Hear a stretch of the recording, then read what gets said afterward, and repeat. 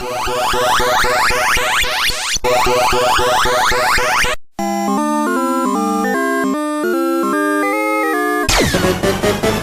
go!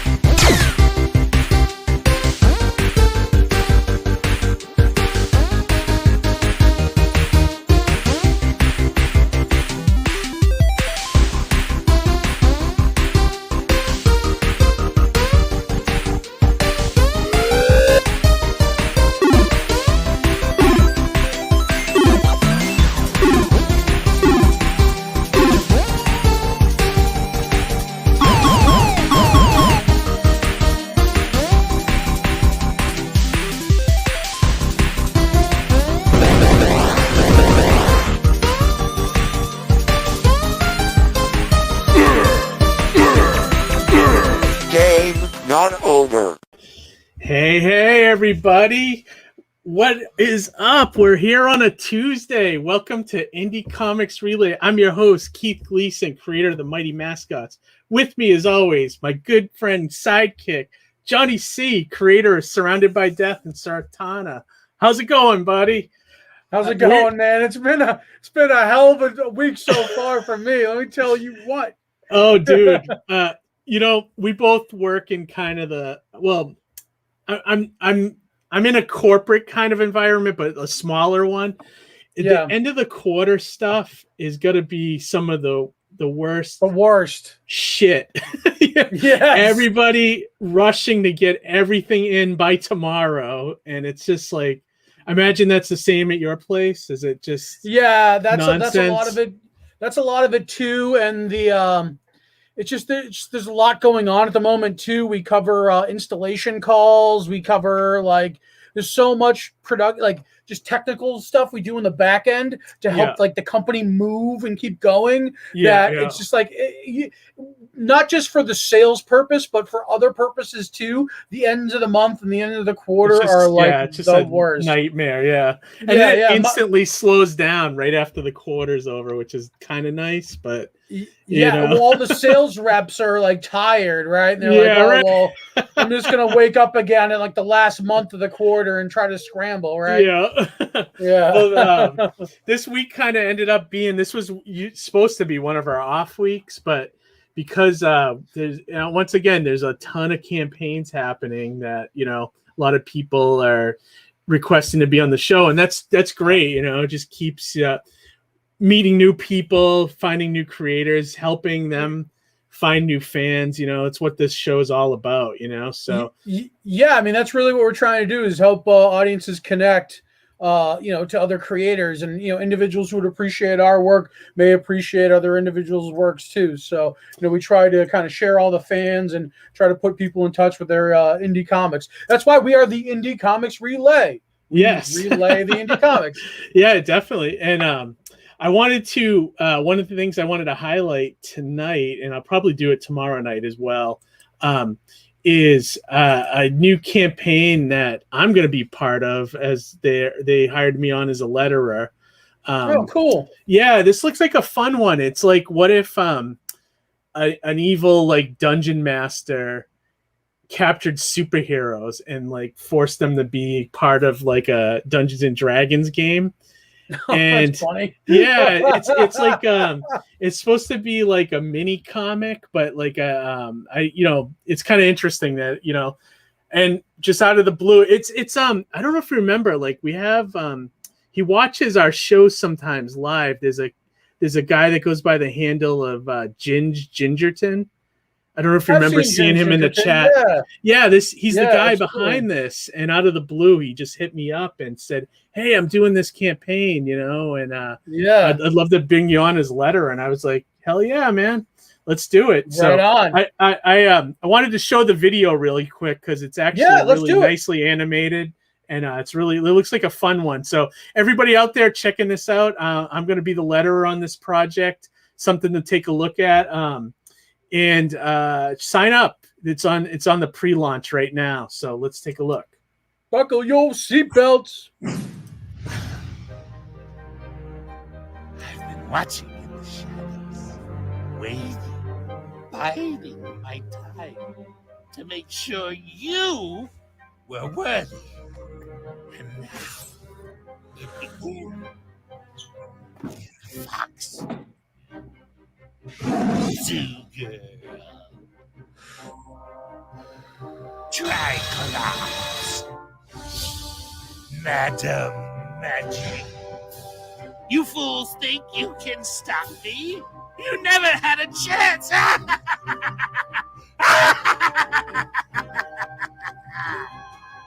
Spells and superheroes.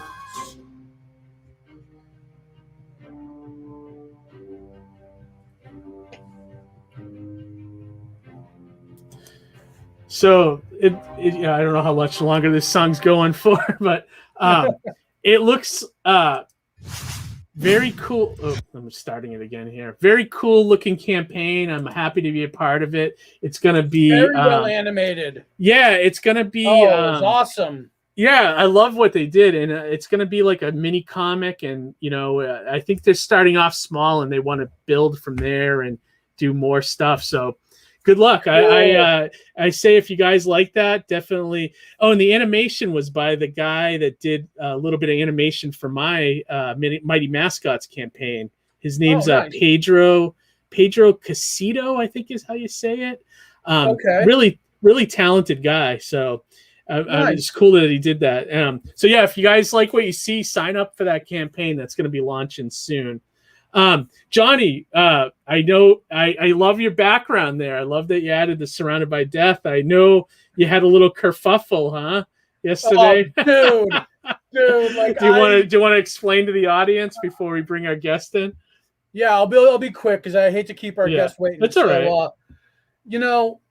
You ever like do something and you're kind of like a little bit rushed, but not like, and you just hit the wrong button or you hit a button too fast. I think it happens to the best of us, right? Yep. Well, the number one platform you don't want to do that on is Kickstarter, and you don't want to do it on an unfinished campaign.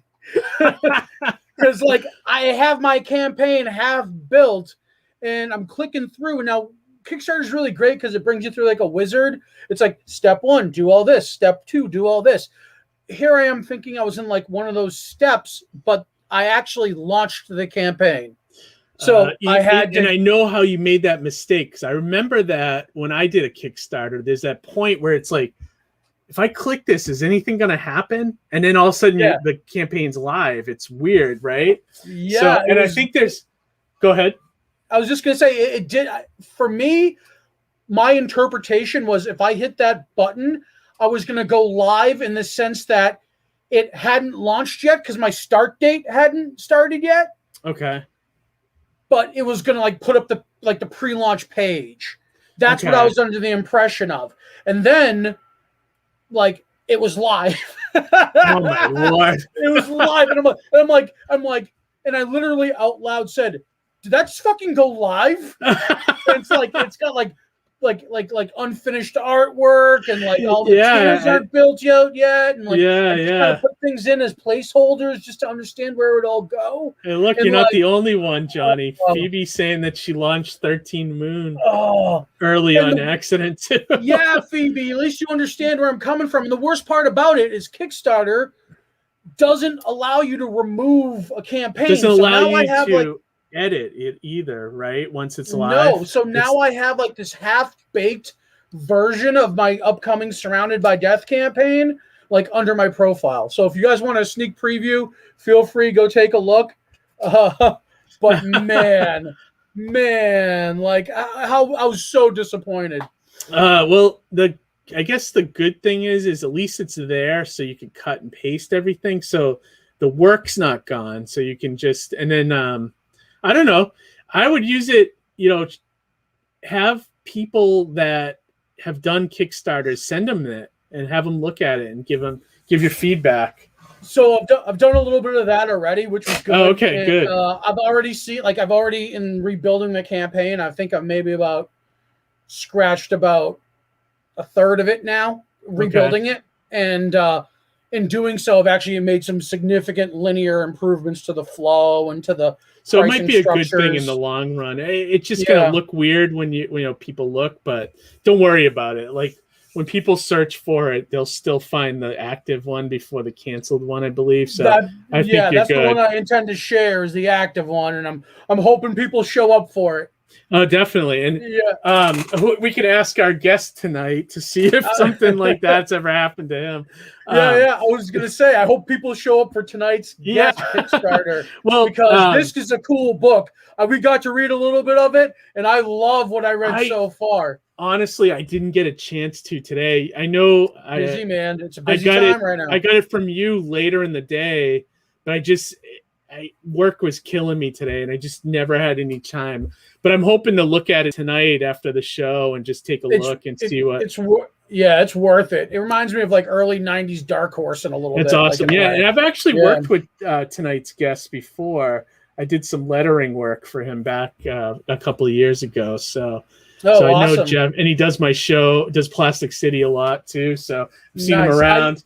Local guy to us, Yeah, I think I may have even crossed paths with Jeff before in the past, but I think so. But without further ado, let's bring in tonight's guest, Mr. Jeff Haas. Hey, Jeff, how's it going, man? Hey, both of you, and Johnny, you certainly has crossed paths with me. I remember you well.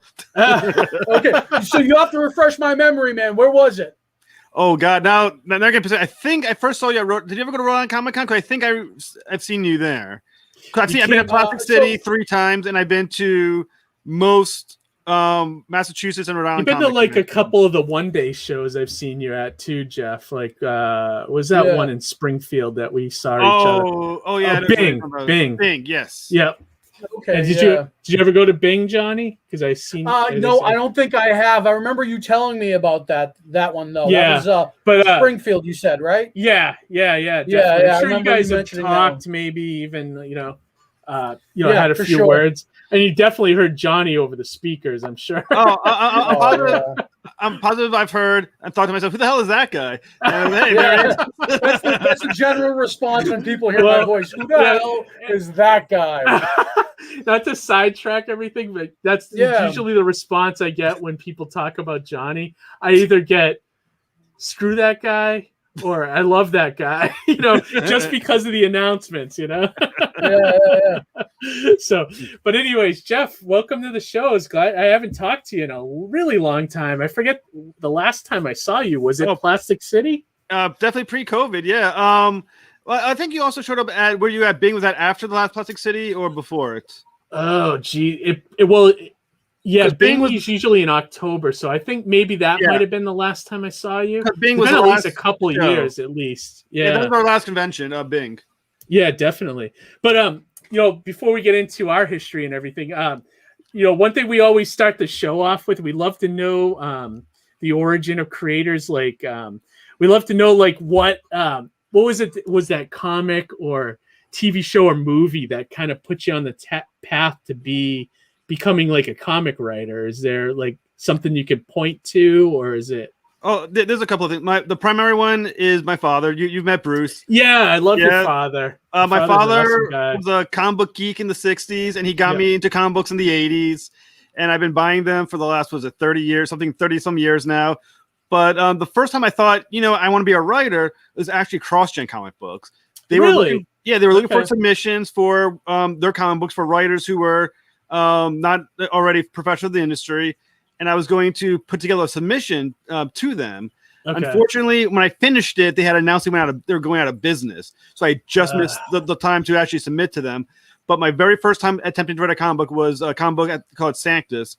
And I was going to go to CrossGen as a sample. Oh, wow. But unfortunately, they announced their shutdown before I really submitted. So for people out there that might not remember, Johnny, do you remember CrossGen?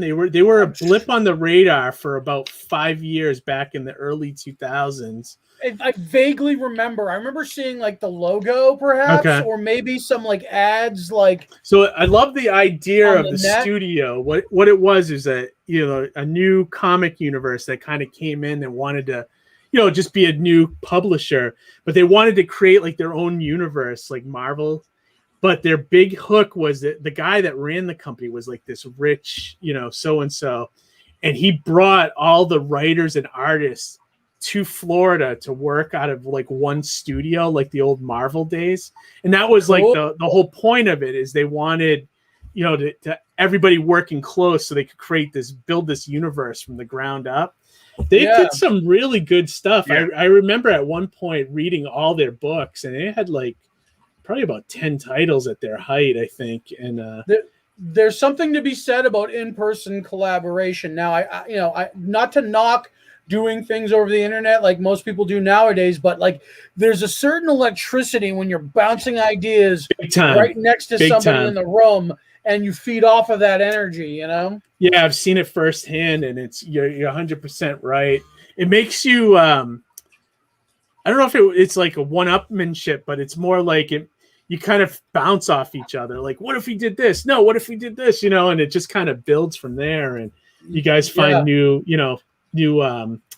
roads for the story or from the art, and things like that. But so that's awesome, Jeff. So your first comic was Sanctus. Now, was that so if you were submitting the cross-gen, so I'm going to guess this is around like 2005, around there? The initial attempt was 2005. I put it back into I put it back on the shelf, and it kind of got back to about 6 years later. Okay. And then that's the first comic that you put out and tried to sell and everything like that? Definitely one of my own. It actually went through Arcana Publishing as a graphic novel, the first volume. The second volume is always on the back burner, unfortunately. but the first graphic novel was published through Arcana. Actually had a cool cover by Charlie Adler from Walking Dead. Did the cover for me. It was really cool. Very cool. Nice. Now, did you get him before he was doing Walking Dead, or was it no? He already done Walking Dead. I sent him a copy of the storyline and said, I want you to do a cover, gave him some ideas, and he said, if you donate to a charity in my name, I'll go ahead and do it for you. So really? I sent him I sent him an image of the charity that I donated, which I think was the Christopher Reeve Foundation. Okay. And he said yeah, and he just did it. Awesome. I still have the original. That's so cool. More people should do that. I love that. I was like, hey, I'll do this. Just donate to a charity. That's awesome. Oh yeah, before what a great story too to have, Yeah, definitely. That's a great person that still relevant and doing stuff today. Before we go any further, though, I want one thing we forgot tonight, Johnny, to say hello to the chat. Oh yeah, I already know Ara's out there. Yeah, we saw Ara. J-Bo. Phoebe's with us. Who's the editor sorry for this you couldn't project. be with us live, Phoebe. Roland, of course, Roland. What's up, Roland? Good to see you. Ara, hey, Ara, how's it going? Good to see you, buddy. My man. I saw a few other new names in here tonight. My wife, of course. Hey, Amy, how's it going? Amy. Michael Wagner joining us. Mike tonight. Wagner, man. Good to see you, bud. Thanks for checking out. Yeah, and then Kirk George. Hey, man, what's up, Kirk? Man? Good to see you. I hope you see us. Hope to see you at a few shows this fall. Right, let's see. We got. I saw a couple more. Oh, we got Harry with J-Bo. What's up, J-Bo? Yep. What's going on, J-Bo. Buddy? I just saw. Oh, Harry, of course. Like end of the quarter electricity. Yeah, of course, buddy. Of course. Yeah, definitely. And Nicholas Geyer, is that how you say it? Random question, LOL. What's that comic in the background with Santa on the cover? Let's take a look. Yeah, what is that? Let's let's bring you closer. Yeah, Jeff. Let me bring you up. What do you got there, Jeff? Can you see it? Is he picking his nose? Oh no, he's pushing up his glasses. I'm sorry. Yeah, it's Santa Claus. It's a children's horror comic book about anti-materialism horror comic book. Oh, cool. Very cool. Is that a book that you worked on, or was that? Okay. I'm the writer and the creator. It's on Indie Planet right now. It's like 99 cents digital. I think $5 for the hard copy. But it's a really cool comic book. Basically, it's sort of like my version of A Christmas Story, I guess, from as a atheist. It's a Christmas story. Basically, what it is I got tired of the Christmas stories that ended with the idea that once you got all your gifts, that's your happy ending. I thought to myself, well, let's do something that's against materialism and the need for, consumerism. So I wrote a Santa Claus comic book that's kind of a harder story for kids, more about family aspect of Christmas and things of that nature. Oh, very cool. Very cool. Yeah, so you've worked on a ton of stuff, huh? Oh yeah, my vanity wall is right behind me. Yeah, I like that. Yeah, you've been pretty busy, dude. We'll have to go through everything. Like, absolutely. So we were to get back to it. We were talking about it was called Sanctimonious? Santis, Santus. Okay. It's on Amazon if anyone cares. Oh, okay. Yeah, we could share a link. Let me see if I can find it while we're chatting. Could you give us kind of like the elevator pitch while Keith's searching there? Yeah, it is basically what the story is, going back about 10 years. But it's a story of a plague wiping out a society. It's sort of like a fake Earth kind of storyline. And and to fill up the vacuum is the church, which is led by a necromantic pope called Pope Augustus. And turns out he's using the plague to create followers for himself. And the hero of the story is an ex-cop, a doll which has magic powers, a little girl, and they're brought together to fight this pope. So you have Cindy and Molly. Yeah, Molly's a living ragdoll. She's very bad-tempered. She swears a lot. Long story how she got her powers. It's like Chucky if like Chucky was one of the good guys. It's actually pretty close because she's kind of a badass. But Cindy has these powers that she got from the dead angel, and the Pope is looking to get her powers to consolidate his power and basically become a ruler. But he's definitely a villain. That's the Pope Augustus character. Oh, very cool. Yeah, I wasn't aware of this book that you did. This looks really cool. Yeah, like I said, it's a great story. The only thing that got me from writing the second volume is the cost of writing, paying for an 88-page story. Oh, of course, yeah. So that kind of hindered it. But I'm still I'm about 8 pages into the next volume, and I'm slowly but surely building up pages for it. And hopefully within a few years I'll get it. It's just takes a long time for the cost. Are you gonna kickstart the next volume and everything? I tried last year. It did not hit its number, unfortunately. But the goal was I think it was like $8,000. Okay. So it was a little steep for a first. Yeah. Well, I mean, that's the thing with Kickstarter and Indiegogos is like that long game. Trying to build up the brand and build up the audience, and then getting those high numbers, at some point, So and then after you finish that, so it looks like you were working for Arcana. Are they even still around? They are still around, unfortunately. I take it that wasn't a good experience. Then. No, it didn't go well. Unfortunately, until they go under, I do not get the rights to Santa's back.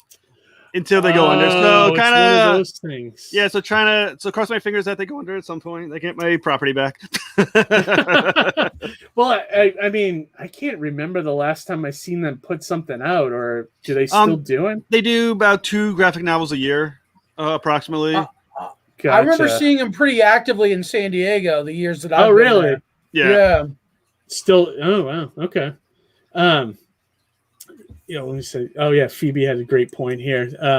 Kickstarter audience takes a minute to develop, in my experience. Yeah, that's definitely true. Yeah. Tell me your secrets, Phoebe. Yeah, Johnny's in the middle of doing his first. I don't know if you guys heard us in the green room. He's in the middle of doing his first one ever. Yeah, and I've made every trying mistake to give you him could possibly make so far.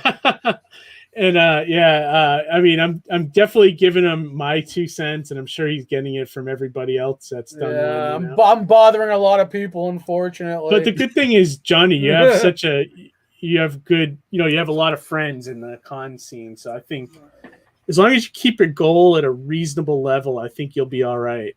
Yeah, for sure. Fingers crossed, but it's not about me. Yeah, right. It's back to Jeff. So Jeff, after Sanctus, where did you end up doing next? I did some comic books for a comic book company in Canada called Crystal Fractals, a company called Entropy and Dr. Twilight. Wow. Yeah, and then after that came the Nightmare Patrol. which you know about. Oh yeah. So Johnny, this is the book that I'd love to hear about it. So I came in on issue. Well, so Frankie became the artist on what was it? Issue 2. Yeah. Issue 2. So Jeff and his father, I think, co-wrote it. Correct? That is correct. Jeff and Bruce. So yeah, I love the concept. It was like, what if you took the Universal monsters and made a superhero team with them? Yes, basically. Oh, I like that. Yeah, isn't that a great title? Nightmare Patrol. I love that. Yeah, I love that. Because Monster Squad was taken. Yeah, right. Great movie, by the way. Yeah, awesome movie. I love it. Yeah, definitely. But Frankie came on as the second issue artist, and then I think he did the rest of the series. He did issues 3 and 4. Yep. It was a 4-issue limited, and then I think he asked you, or he threw my name to you, Jeff, at some point, I think, and then I came on as letterer for issues 3 and 4, and I had a blast lettering that book. I thought it was a fun concept, and I really like the characters. I hope you do more with that at some point. We are actually issues 5 and 6 are written already. Oh, really? Cool. It's one of those things where, once again, it's determining funding and hoping that Frankie at some point has a schedule free up that we can get him on board again. He's doing a million things. But issues 5 and 6 are going, and they are pretty awesome. There's a new villain called Thanatos, who is one of the biggest badasses I think I've written in a storyline. The characters, there's a lot of development getting the team back together. It's a lot of interesting stuff in this arc. We definitely built up the universe. Awesome. That's great. That's good to hear, because I really don't know what kind of feedback you've gotten from that series, but I like I said, I thought it was really cool, and I really like the concepts. I see that really going places for you, you know. Yeah, I think it's really. I mean, I really enjoyed getting a lot of good feedback. Feedback was great on Nightmare Patrol. Feedback's been great on Santa Claus. Oh, awesome! I actually got a big thumbs up from Jim Shooter, which was pretty cool. Oh, really? That's awesome! So, congrats, man. That's great. Trust me, I'm going to live off that one for the next 20 years. So Jeff, I put it on my tombstone. One thing I wanted to ask you too. So now, does Bruce help you write other books too, or just that one? Just Nightmare Patrol. However, everything I write goes through him. You know what I'm saying? Oh, like, cool. It's like having like a first level editor kind of. Yeah, because I nothing goes to the next level before my father reads it, gives me his feedback, let me know what he thinks, and I rewrite it. For instance, for like say Malek, which we're pitching, even before Phoebe saw the final copy, my father kind of gave me the thumbs and said, "This works." And I sent it over. So yeah, my father is even if he's not directly on the cover, he's part of everything. He's like an uncredited. So, yes. I have to say, man, the fact that you're collaborating with your dad in this manner, I just absolutely love, and I feel like that's like priceless. You know what I mean? Yeah, like, me too. That's something that like it's you Hallmark. Oh, it really is though. Yo, like, it is, like not to get super sappy about it, dude. But like, come on, like, you know, that's gonna be something that you'll be able to keep for like the rest of your life, where you can appreciate that. You know? Well, I gotta say that's a unique thing, because my father could give two shits about my comics. To be honest with you, you know. But you know, it's important. I mean, like I said, not only did he get me into writing, and he's the reason I'm a writer and into comic books, but you know, it's cool. And like I said, in the comic books behind me with Nightmare Patrol, I make sure he signs the comic books himself as well. So I have my father's autographs behind me. So yeah, you know, I love that he goes to nice shows thing with you too. Yes, I think that's a great thing. You know, you that's guys have a cool. great relationship. You know, yeah. So from Nightmare Patrol, the next project was the Santa Claus one. The next project was actually with Phoebe, Gunmetal Black Ops, which I did a backup story called God's Sword, which has become Malek. Santa Claus. Wow, okay. Yeah, Santa Claus came after Malek 1 was put out. Okay, so you did was it for the anthology? Yep. Gunmetal Black Ops was it was kind of an anthology.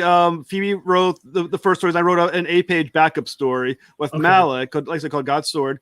It was a black and white kick-ass story, and that is where Malek originated from. Really? Cool. Oh, very cool. That's awesome. And then so now that's how. Oh wow. Okay, so now I know how you guys kind of came together. And she's like your editor now too, right? She's the editor, primary letter as well for Malek. and also, like I said, owner, and like I said, and also the person I bounce ideas off of always. Very cool. I did notice at the beginning of issue 1 of Malek, I believe it said that it like started in another book. Is that correct? Yeah, Was it Gunmetal? That's the Gunmetal Black Ops story, and that's like a 1-page intro to the 8-page short story. Oh, cool. Gotcha. That's like Wolverine showing up at the back of Hulk 180 for that one little silhouette page. You know what I mean? And then like spun off into like all this other stuff. That's so great. She's saying also on Indie Planet, so yeah, definitely check that out. Cool. Are you on your laptop, Jeff? Because if you have images, you can share your screen with me. We can take a look at some of the stuff that you're talking about. Give me a second. I'll see if I can bring up any images. Can you see me still? Yeah. Yep. All right. And there's a thing at the bottom that says share screen. Yeah, I just don't know where the files are that you want to look at. Well, while we're waiting, we can look at the campaign, actually. Well, I can send you a quick picture on your phone, and you can send it over. Just give me 1 second. So Phoebe's saying issue 2 of Gunmetal Black Ops is going to be on Indie Planet soon. There are no Malek stories in number 2, but the cover characters come back. Okay, so that's cool. So you guys are you guys kind of building a universe? Oh, I sent you some of the pictures on your Messenger? Facebook Messenger. All right, hang on. Let me bring them up here.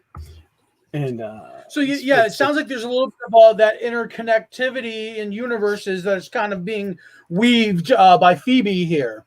It's the universe. I guess you can think of the universe almost sort of like a Stephen King Dark Tower kind of unity, where they kind of exist on their own, but they do kind of also exist in the larger verse as well. So I kind of think that's how I kind of understood how this all plays out. Sure, because I mean, as I was flipping through the Gunmetal Chronicles, right? What? It's Gunmetal Chronicles. That's right. Gunmetal Black Ops. Gunmetal Black Ops. That's right. As I was flipping through that, I noticed that was inherently a very sci-fi rich story. And then when I jumped over to Malek number 1, it was like a little bit more of like gods, devils, and things of that nature. Loved your Archangel. Loved the way you kind of spun things with that. That was so cool. The one thing that stuck out to me the most, and I think this is the detail in you as a writer, is the way you described the voice. Oh, yeah. So very high pitched. And it's just like, I just thought that wonderful detail is something that like you can't show in artwork. I mean, you can show in artwork, but like it's almost better. It's better in words, you know? Well, like I said, I put it takes a while to write Malek. I spent a lot of time going through the dialogue and the wording in my head, repeating it, and I try to give it a very specific style. Like if you read Santa Claus and you read Malek, they feel like totally separate stories. It has a very particular voice, a very particular feel, and I really kind of hope when you read Malek, there's nothing else that kind of feels like that comic book. You know what I'm saying? It feels distinct. Though I will say stylistically, there's definitely a 1990s image to me feel to just in the kind of bombastic on some level as well. But it's definitely try to write it and kind of elevate it quite a bit. Yeah, so I personally got like 90s Dark Horse feels from it, you know, just reading it. And even some of the artwork like reminded me slightly of Sam Keith in some ways, you know. Oh, cool. And I love that it was like kind of like this gods and devils story, but this dude's packing a shotgun. Yes. You know what I mean? like I love that. You know, I thought that was kind of cool. Well, that's on Phoebe. That was Phoebe's primary rule. Was like you can when I was writing the backup story, Gun Sword, or for Gunmetal Black Ops, what she said was you can write any story you want on any concept, but it's got to be guns involved. So I was like, okay, well, my angel's got a freaking shotgun. Then it works. It counts. It works. Yeah, I love it. That was great. Awesome. So then you spun the book out of that anthology and turned it into 6-issue miniseries. It's going to be a 6-issue miniseries with another miniseries that exists in between. There's going to be another 8-page story that's going to appear in another anthology that connects between issues 3 and 4. That kind of would add to it if you read it. Yeah, smart way to do it, because people that love the property will follow you to that as well, and and follow the storyline. Let's take a look at the campaign real quick. Phoebe also makes a great comment about the colors. It's got a 60s, 70s vibe. I totally noticed that off the bat too. Yeah, I love it. Do you guys want to check out the video? Let me please. This looks like something like John Silvestri might be digging. You know what I mean? Like his style. Like you'd probably appreciate this, especially with like just kind of like Bloodwing Chronicles is kind of like a little bit of the same idea, you know? Yeah, definitely. Like I said, the best quote I've ever heard someone critique in the comic book, and I still use it all the time, and I stole it to use it for my comic book, is it's metal as fuck, and it totally is. Yes. Is there no video? There's no video. Unfortunately, we did not go for a video on this. Okay. I was just about to hit play, and it was like, where's the play button? If it moved, it's I don't know what you're seeing, but if it moves, that's on you. I admire a campaign with no video. I think that's great. Yeah, some people do it. I know, like people have mixed results with it sometimes, but it looks like it didn't affect you guys at all. Like you hit your goal already. We did. That's awesome. Yeah, really cool. I always like to harken back to my buddy Brent, who did Off Into the Sunset, where we featured his video, and it was just his name over and over again. And I thought that's a great point. I thought it was a great point because maybe you really don't need a video. You know what I mean? It's really more about the book and the campaign itself. Yeah, like I think the videos are like, because some people I've heard don't even look at the videos, like, and some will watch them. Well, I did a video for Sanctus when I tried doing the second volume. We didn't hit our number, and the issue was, once again, it's a cost-benefit analysis. It's going to cost you, for me, to hire someone about $150 to $200 to do a video. So now, whatever your goal is, you need to now factor in another $200 to hit it to make it worth your while. So it was cost-benefit, and Malek's goal was low enough that I think me and Phoebe both kind of figured it's not why spend another 29% of your goal and add on to it just to do a video that may or may not be worth whatever it could possibly bring in. Yeah. I was going to suggest, like, you could even like get, like a photo slideshow video and use that, you could do something like that because I see that a lot now in campaigns where it's like, it's less somebody talking about the project and it's just 30 seconds of, here's what the book is, and it's just random images and maybe a voiceover, maybe not, maybe just text, so I guess it's up to the good point. A good book is a good book. Well, eventually there will be Malek issue 3, so we'll revisit the video debate for Malek issue 3. Yeah, absolutely. Like she said, they're generally more successful with videos, but a good book is a good book. That's exactly right. I love that. So let's take a look. What's the story behind Malek for anybody that might be watching that might be interested in this? Okay, so basically the story goes back to Gunmetal Black God's Sword, basically where Malek is God's assassin angel.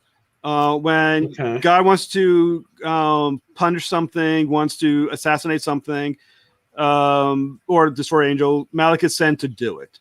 Malek at the time is a completely devout angel. He believes in his God.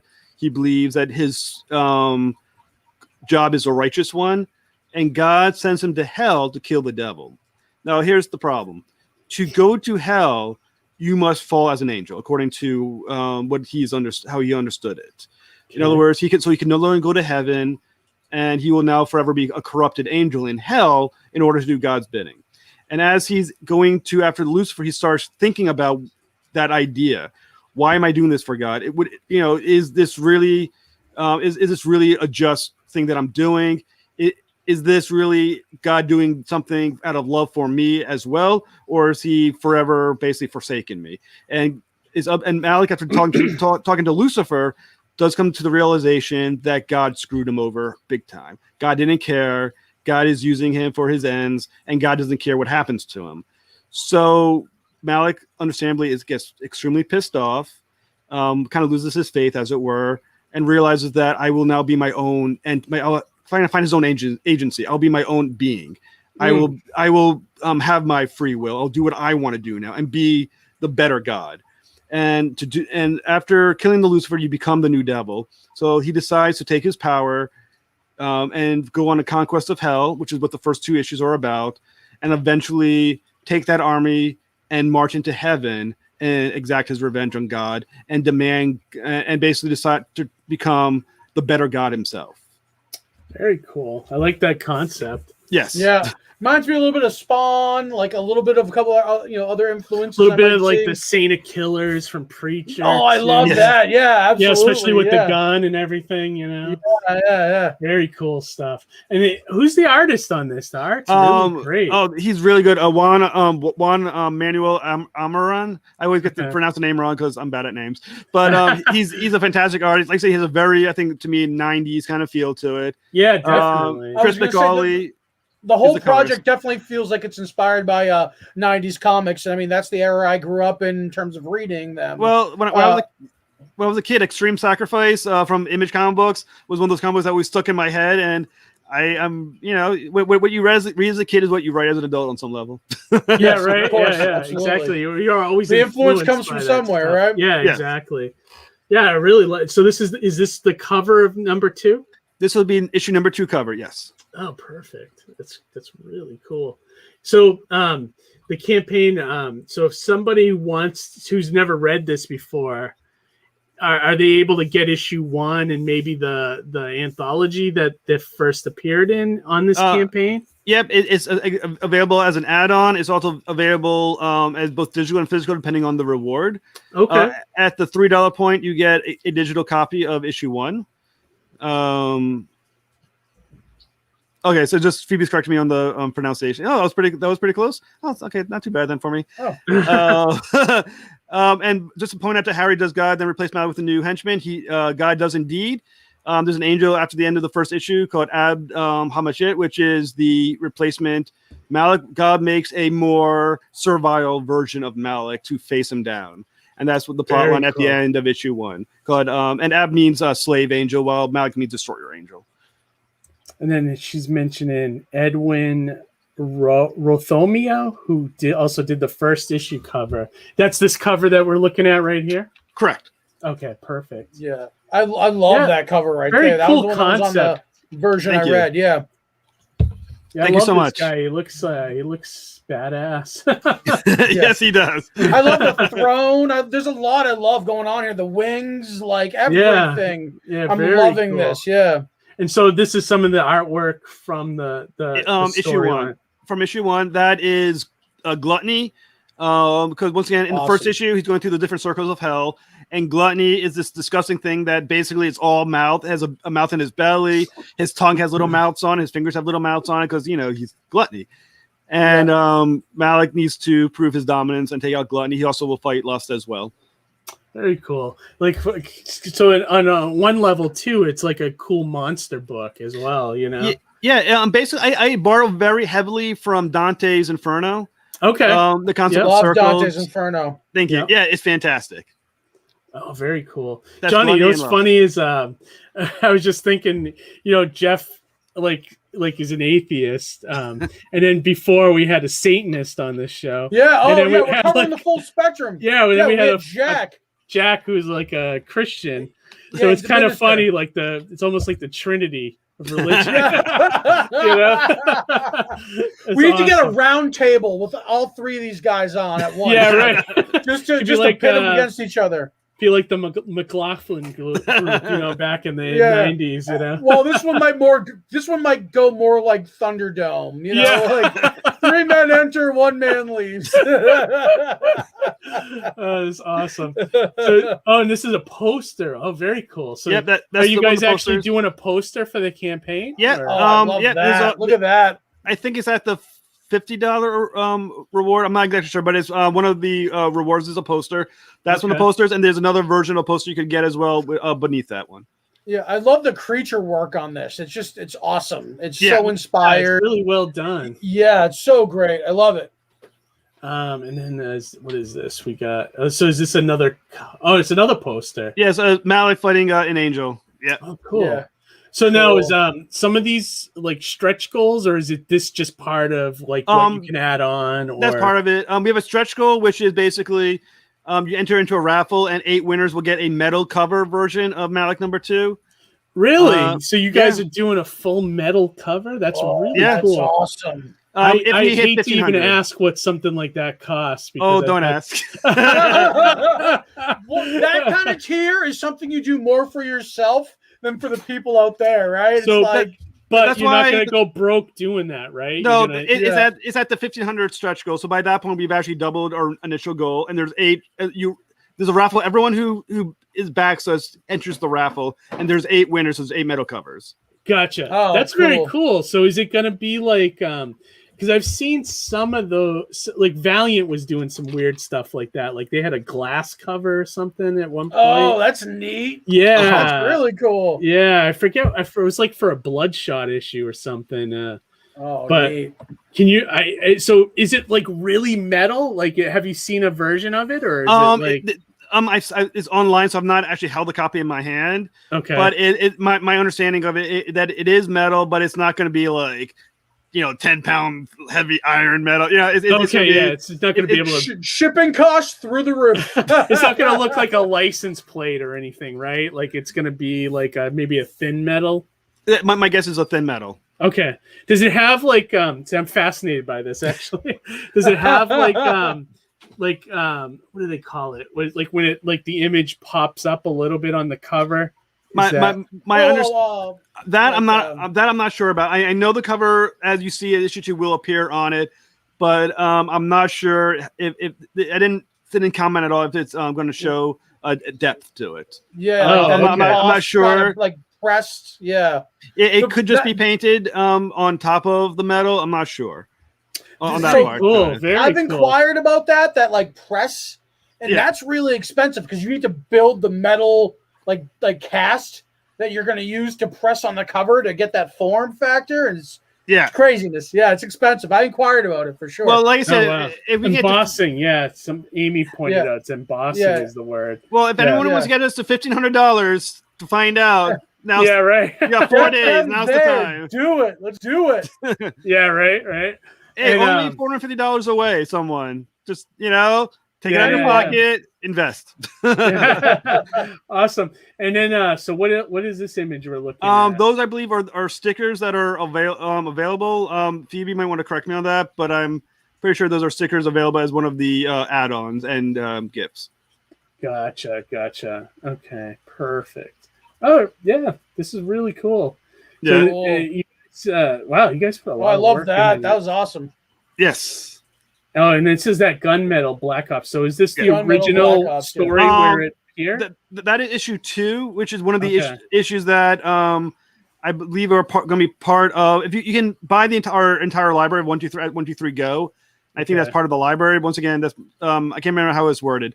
But there's basically 14 books in the 123 Go library, and at a certain price point, which I think is $45, you receive all the books in the library. Gotcha. Oh, very cool. Very cool. And if you do it 10 times, we can get a metal cover. Oh, nice. And you guys going to have a button. I want that metal cover. Johnny's going to go for the raffle. So this is a pin that's going to be included, or is this one of the stretch goals? The pinups? No, the pin. It looks like there's a pin. Oh, the pinups. Those are there's certain awards that included, I believe. I gotcha. Okay. Very cool. So if someone was looking at this campaign, what would you say is the best or like the sweet perk that you would recommend for everybody? I would imagine maybe just like the 1 and 2 perk, issue 1 and 2. I think one of the coolest perks you would do would be the full library, which I think would be a really cool thing to have, which is let me take a look. All 14 copies. Yep. 6 Circle was already fulfilled completely, so that one's out. Okay, so where's the full library? Is that the full library? I believe is there's pledge $30. Go down. Pledge 5th Circle received a digital copy of the entire 14 issue catalog for the 5th Circle. For $30. So you get all $30. 14 issues. For $30 at the Fifth Circle. Yep. Oh, Getcha. digital. And that digital. includes issues 1 and 2 of Malek as well? Yes. And Santa Claus as well. Oh, wow. Okay. So that's everything 1, 2, 3 Go has produced so far in existence. Awesome. And then, so there you have everything at that campaign. And I think that's the best one to go for. That one has, like I said, it's a lot of things to read. 14 copies, comics for $30. Yeah, it's not bad at all. It's a great idea. And if they wanted to have them printed like that, is that like that? Is there a version of that? Like, there's add-ons for printing. Okay. That are in for the issues 1 and 2. Gotcha. And you can get original sketches. That's really cool. That's a good one. Yeah, the original sketch, like I said, the artist in Brazil, so it's a little more money because he doesn't ships out many sketches. So once again, in Brazil, the shipping cost to America is quite a bit. So it's why it's a little higher of a price point, but you're getting something that most people will never have, which is in this country, which is original sketch by our artist. Yeah, that's great. Cool. Yeah, I understand. Because my artist is in Indonesia. Whenever I have artwork shipped here, it's like it almost costs more than the page of artwork. You know? Right. It's crazy. But so yeah, I definitely understand that. So yeah, this looks like a great campaign, and I mean, and congrats on hitting the goal already. And you guys are already over by I think it was what $300. Yeah, just that's about, amazing. But 4 days left, we can do better. We can do better. Yeah, like let's see if we can push this a little further for you guys. Anybody out there, if this storyline sounds up your alley, definitely check it out. Jeff's a good dude. He's a good writer. I can vouch for him. I would even recommend going back and checking out some of his older stuff like Nightmare Patrol and Sanctus, which we showed earlier in the show. I have to go back and check out Nightmare Patrol. I'm intrigued on that one. Yeah, I mean, sure. Jeff usually have copies at shows. Yeah, right? It's also available on Comixology. All 4 issues is on Comixology right now on digital. So if you like a digital there, in person, there's 2 ways of doing it. Obviously, find me at a show, or you can find me on contact me on the Vector Comic Books Facebook group. And so you want a copy it for shipping and whatnot, would probably end up being like $8 for an issue. Go ahead, Johnny. I was just going to say, do you have shows scheduled? Anything coming up in the near future you want to promote? The next one up would probably be Plastic City. Yeah. I'm sorry that it fell through. I was so mad that we canceled 3 weeks before the curfew or whatever was lifted. The restrictions were lifted. Yeah. You did the right thing, Keith, though. You know what I mean? So yeah, I think so too. Yeah, man, I'm going to Rhode Island Comic Con as a part of the press, but unfortunately I won't have a table. I wouldn't recommend one anyways. It's a horrible show for an artist or writer. Anyone out there that's an artist or creative that's thinking about doing that show, don't, because you're going to get lost. Everybody's there for autographs from the celebrities. It's just not a good show for artists. It's great if you love celebrities and you want to meet Walking Dead people or whatever. It's good for that, but and God forbid you try to start your own convention close by, right? Yeah, we won't get into that, but we won't get into that one. Yeah, but yeah, definitely that's not fun. I'm trying to actually find. I think I have some of the pages. From Nightmare Patrol on my computer down here. I was using some of them, like whenever someone wants to see lettering samples. I have a couple from your book. I'm trying to see if I can pull it up here while we're talking. Talk amongst yourselves. I have copies. I have a copy behind me if you want to just grab the comic book. Yeah, go for it. Please grab it off the wall. Yeah, absolutely. Yeah, let's take a look. While I look, let's see.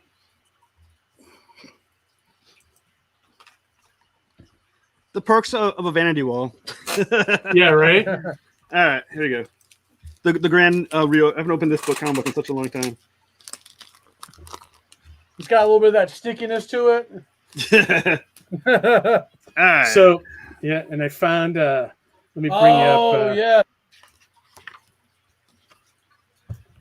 What? There's a Reckless Chronicles ad in there. Oh, look at that. That looks familiar, huh, Keith? Yeah. I remember doing that. That's awesome. Yeah. Very cool. Very cool. And then I did find the page too. I use this one. I use these two in my lettering portfolio. I think these pages came out great. Oh, but yeah. just like I love this page Frankie did of the vampire. Yeah. Yeah. You know, going right through all the men and stuff, you know, and yeah, just good stuff, Jeff. Yeah, that's awesome. I think Frankie was a good choice to do this book. Yeah, I think so too. So good with monsters, you know. Yeah. But yeah, great style. Yeah, definitely. I see why he's one of those guys that's hard to get a hold of now and to get him to do stuff, you know. He's a great guy, but busy. Yeah. So we talked about conventions coming up. Anything else on the horizon besides Malek? Well, like I said, Malek's gonna be pretty busy. We got at least the mini and the 4 issues. Santa Claus issue 2 goes to be finished by I think September or October for a December release. So Santa Claus 2 issue 2, which will be the final issue of that group, will be out soon. And then there's a few other projects I'm working on that I can't quite talk about yet because they're still in the writing acceptance phase. But eventually you'll hear me talk about it and brag about it Awesome. at some point soon. Very We'll be looking cool. forward to it, man. Indeed. Yeah. So while I was scrambling, did you say that you have shows booked this year, or did you? I must admit, the next one that I talked about was with Plastic City Con for next year with you. Okay. RunCon, like I'm just for press. The other ones, I haven't really thought about going to many on. I'm not sure which ones are still happening and when they're opening up. And once again, there's also a price point of how much they're going to cost. But I hope to like sometime in the next spring to start building up more shows. Yeah, I hear you. There's one that I'll give a mention here on the show that it's a one-day show, a new one put on by the guys that do the Sci-Fi Saturday Night podcast. I don't know if you guys know them. I know Johnny does, but I know Cameron. Yeah, Cameron and Dome, who's the leader of the podcast. They're doing a show in Lebanon, New Hampshire called Upper Valley Comic-Con. It's going to be a one-day show. It's early October, I believe. I recommend checking that out. I don't think the tables are going to be that crazy priced. So that might be something to hit. Well, what we need is a small Rhode Island comic book convention. Oh, okay. Then you may want to check out our buddy Joe Souza's doing Monster. What is it? Monster Expo. Monster Expo, but monster spelled the Bostonian way of Mostah. Where's that Expo? going to be? That one is going to be mid-October. Yeah, where? It's going to be at the old. Do you remember when Rhode Island had that show, South Coast Comic Con? It was at the marina. It's in a marina in Providence. Really? It's October 16th through the 18th, Johnny. Do they still have tables? I believe so. Yes. Does he still have tables, Johnny? I don't remember. I believe there are still some tables available for that. Yeah, so check that one out, Jeff. That might be up your alley with your book. Well, send me some information and I'll look into them. I don't like that. We can shoot you a link. Yeah. Always appreciate it. Yeah. I'll throw one in the chat. I'll throw that in the Facebook Messenger later on to check out. Just see if they have any spots left. It might be worth it. Me and Johnny will be there, and I'm sure a bunch of other people we know and stuff. You know. Yeah, I'm booked to stay on site that weekend, so I'm going to get into all sorts of trouble. Oh yeah, Johnny. Yeah, Johnny definitely. But yeah, we're hitting the hour mark now, so we should probably start to wrap things up. So Jeff, give the audience like a quick pitch on why they should back Malek, and then also let us know where people can find you. All right, back it because it's awesome. It's a great comic book, and once again, 123 Go is a very indie publisher. Okay. And because of the market that it's in, every bit that helps us helps us produce more great comic books with more indie creators who are being given a chance to have a voice through 123 Go. So you're not only are you going to get a fantastic comic book, in my opinion, but you're helping the indie market grow with a great indie publisher that's doing unique things. So I like that, and I like that your yeah. goals aren't crazy either. Like it's enough to get the book made. It's enough to get everybody paid, and then you guys have copies to sell at shows. I think that's a great idea. And then you build from there. You build your audience, you know, and then each book will get bigger and bigger. Like what was out of curiosity, I'm assuming you guys kickstarted Malek #1 as well. No, we did not actually. Oh, you didn't? Okay. We did not kickstart #1. #2 is the first time that I've been involved in a 123 Go Kickstarter. Oh, gotcha. Okay. Because I was curious to see if you got more backers with #2 having done #1, but we'll see how that builds with from issues 2 to 3. You know? And 3 is extra big. Yeah, definitely. 3 is 36 pages long, so it's extra large. That's good. That's great. You know, that's awesome. You know, and where can people find you? I know you do a podcast. Yeah, we haven't talked about that yet. I'm the public relations manager for the Spoiler Country podcast. Now, are you also one of the hosts on it? Or I am one of the hosts. I get to I got to interview people like Jim Shooter. I've got to interview Michael Conrad, William Sadler, the actor, Armin Sherman, who plays Quark. Cool. Wow. Last week not me, but I scheduled the interview for Todd McFarlane was on our show last week. Really? Yep. Cool. Wow. We have a lot of good names. We've had Thomas Jane on, Sean Gunn on, a lot of good people. Wow. Very cool. Yes. Spoiler Country is the name of the podcast? Spoiler Country, scpod.net. We release about 3 to 4 episodes every week. Okay. And there's always a big name. Really good ones to check out. Armin Shimmerman if you like Star Trek. If you like Stargate, we talked to Gary Jones, Rachel Luttrell, a bunch of names. Supernatural, we talked to Mark Pellegrino, Jim Beaver, Ruth Connell. Oh, wow, Bobby! So if you like those shows, do it. And if you like comic books, we've talked to today we just released James Tynion cool. In his interview. Cool. So if you like comic books, James Tynion got to be the #1 guy in comics right now, right? He's huge. He's huge. Yeah, I mean, who's bigger than him? I mean, he's Scott Snyder. He's Scott Snyder level. Who's been on the show? Yeah, Scott Snyder has kind of lost it a little bit, but Tanion's right up there now. I think he's the #1 guy. Yeah, I mean, other than maybe 4 or 5 names, if you type in a comic book writer's name in our search engine, you'll probably find the interview with the guy in it. Awesome. So that's great. We do a lot. Well, that's good that you guys get all these powerhouse creators. It's awesome. I'll have to check that out huge, sometime. dude. That's awesome. Yeah. What kind, is it like an interview show or is it sort of like? I think pure interview. Like I said, my interviews usually about an hour long, so they range anywhere from 30 minutes. We had one interview. I can't remember. I think it might have been Alex Proyas, who went on for like 2 hours, but usually they're about an hour and a half long, and they're fun. Mine tend to be a very big into. I do deep dives into the creative process. We go into like the details of the story or the movie or whatever they're doing or the acting process, and really kind of break it down for listeners. It's really quite fun. Very cool.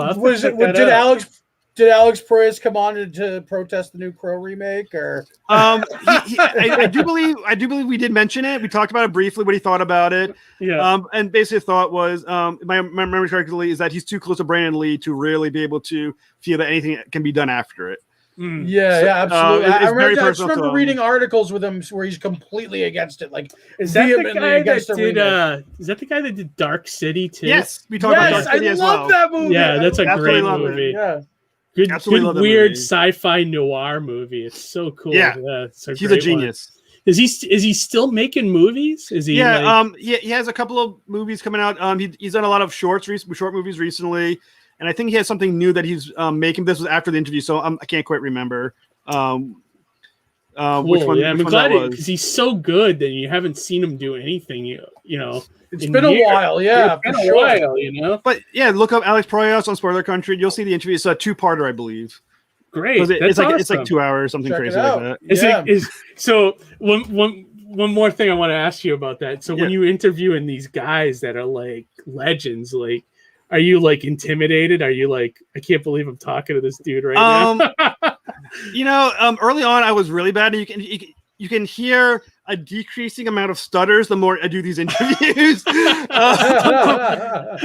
I will say before the interview, I do some breathing. I'm like, all right, we can do it. He's just a normal guy. He's just a guy, right? Yeah, and then after the first, I'll say about 10 minutes, you get into a groove talking to them, and you just kind of forget who they are, and you're chatting about the projects and the movies, and the good thing about being an interviewer, quite often, it's my job is to shut up, let them talk, throw a question at them, shut up, and just enjoy listening. That's kind of what I do with them, and it's a pretty good thing, but if you listen to my William Sadler interview, the guy he plays the Reaper in the Bill and Ted movies. You'll hear me stuttering and be like, I'm like all messed up. But then you hear me later on, I don't sound that bad. I don't think. Did you do that part from Die Hard 2 when he's like, I'll give you 2 words, fuck and you. I did not do that one. But yeah, I mean, there's some really cool interviews. Like I said, the Star Trek ones are some of my favorite. John Billingsley just came out, who's Dr. Phlox on Star Trek Enterprise. Oh yeah, it's a really good one. Yeah, I love that dude. That's a fun one. Gregory Whedon was a good one. He did the Highlander and Prophecy movies. That was a really fun one. Awesome. I'm gonna put your show on. I'm gonna put it on my my rotating list of podcasts to check out. Yeah, it's worth it. And some of the you get it anywhere, right? Like Apple and all the sure. places. Okay, all the normal places. Yeah. Awesome, dude. Dude, that's great. And one more question. So now we got into the podcasting. How did you fall into that? Like, is it something you always wanted to do, or is it like? No. Okay. No. Basically, long story short, it's an extended story, but I'm trying to cut it down short. Basically, I used to write articles for a website called Project Fanboy. Okay. And I would ask people, and I would write very in-depth interviews about, not interviews, but articles on issues in the comic book industry. And every so often I would look for an expert in the industry like Mark Waid or something like that to ask questions to and put his quotes in the thing. And then I did BurrowCon because they knew I knew some people, which was a convention in New York. And that's when I started doing the interviews for them because they asked me to for their site. What happened after that ended, I was looking for promotion, I think it's for Sanctus, and I went to Spoiler Country to be on their show. So a couple of years later, when they're like, hey, if you want to join us, let me know. I was like, hey, I can join you. What if I can find you a guest? And they're like, well, if you can find me a cool guest, yeah, sure, go ahead, do the guest. I was like, but what if I can find you a really good guest? And they're like, okay, well, we'll talk about that. And then I think it was like the third guest was like Eric Larson. It was like guest number 3 I got for them. And then after that, it all just snowballed, and I started building a bigger and bigger all-star cast of people. And then we got Emily Swallow, who's the Darkness from Supernatural, and the Mandalorian Chief Armorer. And then we just kind of jumped into Hollywood completely with that as well. So now we do comic books and Hollywood, and be doing it for about a year and a half with them. And we're just getting bigger and bigger. And then they brought you in as like part of the team and everything. Yeah, that's awesome, dude. That's a cool gig, like that. It is cool. I imagine like, if you ever, like get chummy with some of these people, they can give you like quotes for your comic and, or even pass it on to somebody. Well, that's how, like I said, Jim Shooter, after I interviewed him, I was like, hey, he's like, well, can I see some of your work? I sent him like Santa Claus, and he's like, cool. He said, can I find, where's Nightmare Patrol? I said, oh, I'll find your Nightmare Patrol. I sent him Nightmare Patrol, and that's pretty cool. And cool things happen. Like I got a phone call from like Robert Picardo from the Star Trek Voyager, and he's like on the phone. He's like, "Hi, this is Robert Picardo. I need to talk to you about the interview coming up." I was like, "Okay, this is weird, but sure." And I talked to him. The guy Burt Ward, the original Robin from the '60s. And he's like, some weird people, they just call you on the phone now, and you're just like, "Oh shit, hi." You're like, this is surreal. So wild, yeah. That's great, man. That's good. That's cool. Yeah, it's so nice, good side hustle. It's good stuff. Awesome. Yeah, it's been fun. All right, so you guys check that out as well. Check out Spoiler Country. Jeff is a huge part of that. Sounds like a great show.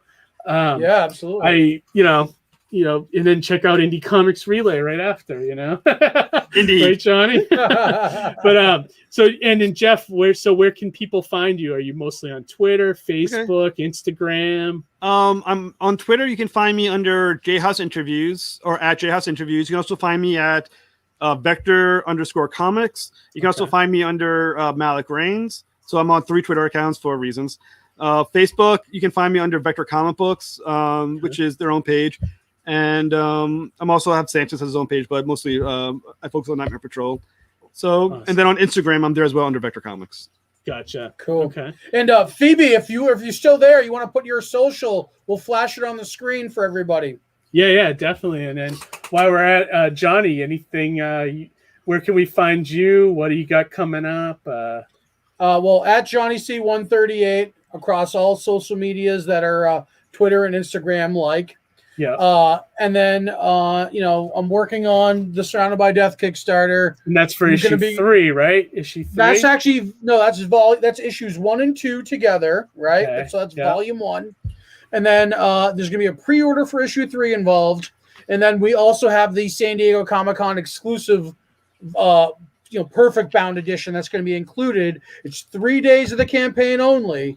And it's going to also have an 8-page exclusive epilogue within that one. So that's going to be the real special one. Chris Mad's doing the cover for it. So that's the one that's going to be very limited as well. Very exclusive. We're, hopefully people will take a look at and really like that one. When are you planning? Now I know you had the kerfuffle with the launch of the campaign. When are you planning on launching now? Did you figure out a new date, or are you still on track? So Kickstarter's recommended date is the second week of July. Okay, that's coming right up, right? Next week or in 2 weeks. I'm gonna try 2 weeks, yeah. So I'm going to try maybe go a little bit sooner than that, but if not, I'll probably do it where it's, just 2 weeks, a 2-week campaign. You know what I mean? Yeah. Like I won't go the full 30 days. Oh, really? You're not going to go the full 30? So I just want to go till the end of the month. So if I start on say like the 14th or the 13th, I'll probably only do like I think you can do 15-day campaigns, I think. You can, yeah. So I'm a little risky, but hey. Well, like fortune favors the bold, I guess, right? Right. Well, we'll push it here, that's for sure, man. We'll we'll give it our all here and try to get the fan base we built up to check it out, and zombie fans, of course, will definitely check it out. And we'll get word out at the conventions and stuff. I want everybody to check out Malek and Phoebe's stuff as well, personally. Yeah, we got her. Follow her at Phoebe123go.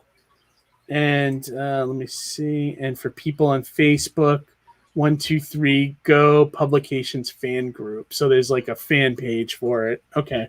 Awesome. Perfect. Awesome. And then scarcity sells. Yeah. I mean, like you said, Johnny, fortune favors the bold. Not much going on with me. I showed the new campaign at the beginning of the show that I'm going to be a letterer on. Check that out. Sign up for that. I'm still lettering Beardzerker for Don Chin. And I'm trying. I'm down to 150 packages on my campain. It's going chipping away a little bit at a time. Yeah. So we're getting there. But all right, and we're gonna wrap things up now. Tomorrow night, me and Johnny will be back. We got another guest on tomorrow night, another monster comic. Kryptonals or something like that. I think I forget the. We just have these themed back-to-back episodes. Happens though, dude. It's by pure accident. Yeah, crazy. It's awesome, but it's crazy. So come back tomorrow night, everybody that's out there that's still watching us, and we'll be live again tomorrow night, same time, same indie channel, or definitely join us, and then back Malek. Give Jeff and Phoebe your love and your money, and back cool indie projects. So, all right, guys, any last words before we close this one out? I'll say every dollar helps. Just show your support. Even having an extra backer can pay dividends for a lot of us. Exactly. Yep, definitely. And everybody gets a little piece of the pie. Johnny, what were you going to say? I was just going to say stay cool out there, because it's like hot throughout most of the country. Yeah, it's crazy. I saw some maps. It's like nuts. We're baking out here. Crazy. So stay cool out there, everybody. Stay cool and join us on Indiegogo and the nice air conditioning, or Indie Comics Relay. I mean, exactly. All right, guys, have a good night. We'll see you tomorrow night, and till then, have a good one.